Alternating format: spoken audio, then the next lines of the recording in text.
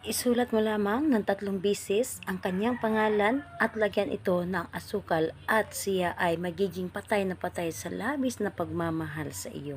Hello mga guys, kumusta kayo? Panibagong araw, panibagong video na naman tayo. At sa araw na ito ay isa na namang video ang aking tuturo sa inyo na simpleng gabay o simpleng pamamaraan na makakatulong sa atin. At bago ang lahat, gusto ko lang mag-disclaimer sa mga taong hindi naniniwala at hindi gusto ang mga kagaya nitong video. Please skip this video and maghanap kayo ng videos na gustong-gusto nyo dahil ang video na ito ay para lamang ito sa mga taong naniniwala and gusto mag-try.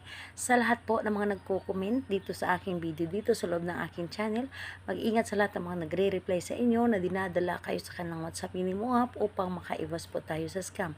Ngayon, ituturo ko sa inyo paano nga ba siya magiging patay na patay ng labis-labis sa pagmamahal sa inyo.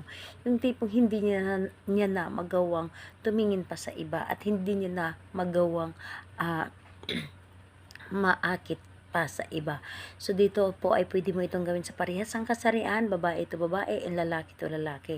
And syempre naman sa ating babae at lalaki na mag-partner. And dito is kailangan natin dito ng ating gagamitin. Kailangan mo lamang dito maghanda ng isang maliit na pirasong papel at kailangan mo din dito ng panulat na pula. So, kailangan mo din dito ng kaunting asukal lamang at kandila at panindi. So, yun lamang ang dapat nating ihanda. And kapag ready na yung ating gagamitin, kailangan mo lang syempre dito na i-ready ang inyong sarili. Kailangan na alam mo sa iyong sarili na gustong-gusto mo itong gawin at hindi ka magdududa or wala kang pagdududa at buo dapat ang inyong paniniwala.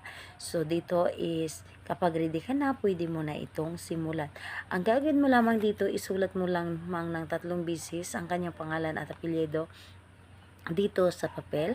At kapag naisulat nyo na dito ang kanyang pangalan at apelyido dito sa papel, ang asukal ay ilagay mo lamang dito sa papel na kung saan nakasulat doon ang kanyang pangalan at irarab mo dito sa kanyang pangalan yung asukal, kahit isang dakot lamang na asukal, pwedeng brown, pwedeng white sugar.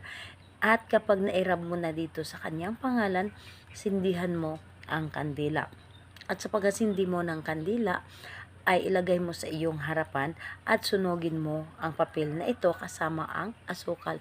And habang paunti-unti mo itong sinusunog, isipin mo siya ng isipin at ilagay mo sa iyong isip at puso na siya ay magiging patay na patay sa pagmamahal sa inyo. So, ilagay mo lamang gamit ang inyong isip at magiging positive ka dapat sa inyong mga ginagawa. And ayun po, kapag nasunog na itong papel na ito, ang abo ay itapon mo sa labas. Hayaan mo na ito ay ilipad sa hangin. So, kailan siya pwedeng gawin?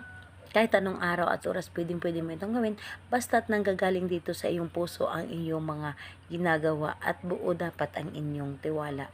So ayun, dapat ay gawin mo ito na mag-isa at walang makakadistract sa inyo habang ginagawa ito. Mas maganda gawin ito sa gabi, yung tahimik ang paligid para mas mabilis tayo mapapakinggan ng universe. So ayun po, salamat po sa inyo. Bye bye everyone. God bless us all.